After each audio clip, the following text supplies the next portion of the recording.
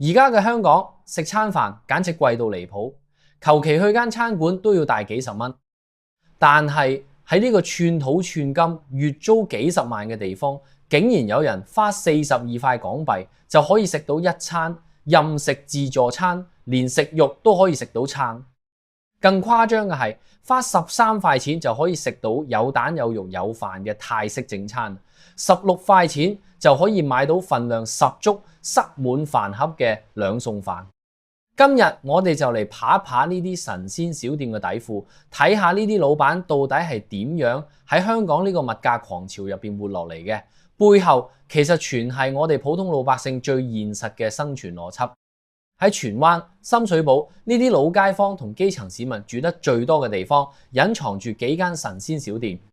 其中最出名嘅一家，你跑去點一個有靚有數嘅雙拼兩餸飯，竟然只要16塊錢。第一次聽到呢個價格，好多人嘅第一反應就係唔信。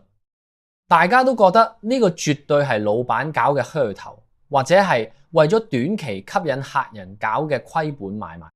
畢竟而家大家都清楚，呢幾年香港嘅餐飲業競爭有幾慘烈，求其一個好啲嘅地段，鋪面租金一個月都要幾萬甚至幾十萬。好多小店每日必須賣出200-300份餐，先可以勉強交得起租金。更何況而家嘅食材、水電、人工、工資全部都喺唔講理咁往上漲，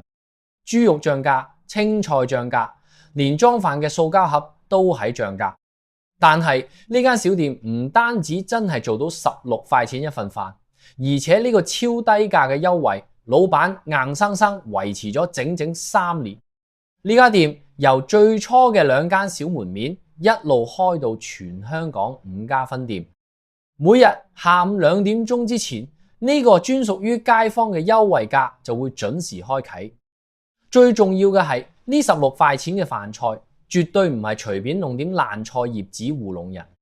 入邊有肉有素，份量俾得特別足。打飯嘅大姐會把發泡膠飯盒塞得滿滿當當，連蓋子都要用力壓先，可以勉強蓋上。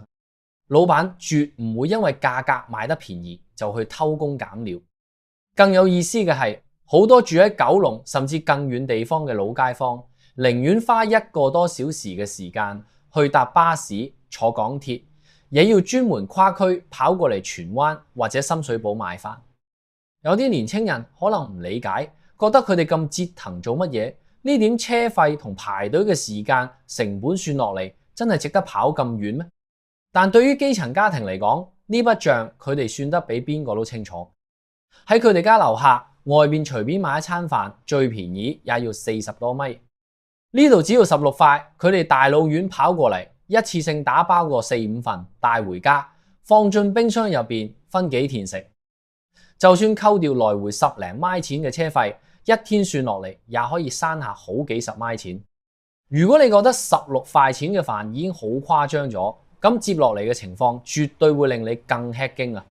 喺物價咁貴嘅地方，對於呢啲肝體力活、飯量大嘅人嚟講，一份飯可能根本食唔飽。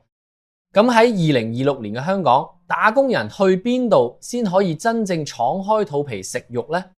答案咧就喺各大工業大廈入邊啦。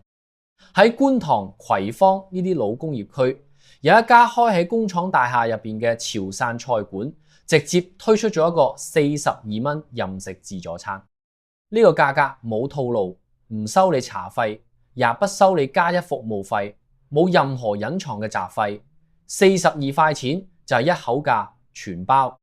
而且同佢一樣神奇嘅，仲有旁邊只要13塊錢就可以食到一整塊香茅豬扒，加一個煎蛋同一大份米飯嘅泰式正餐小店。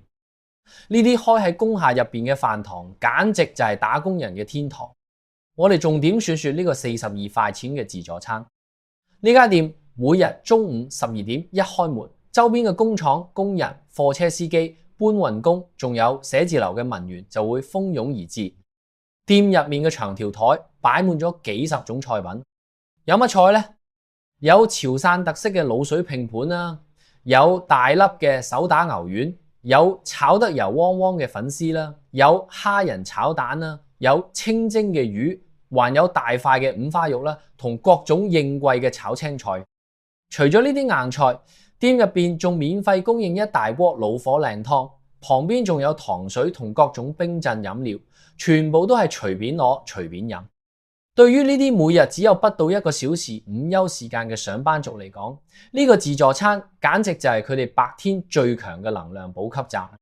喺呢度食飯，大家唔需要環境有幾多高檔漂亮，也唔需要乜周到嘅服務體驗，大家要嘅非常簡單直接，有大塊嘅肉可以食，有新鮮嘅青菜可以配，有一碗熱騰騰嘅湯可以飲。對於乾咗一上午重體力活嘅工人們嚟講，最關鍵嘅係要能迅速補充體力。為咗照顧打工人嘅時間，店家嘅上菜速度極其快。廚房入邊嘅廚師一直在不停咁炒菜，前面嘅菜盤只要空咗一半，服務員馬上就會端上一盤熱氣騰騰嘅新菜倒進去，絕對唔會出現客人排隊等菜食嘅情況。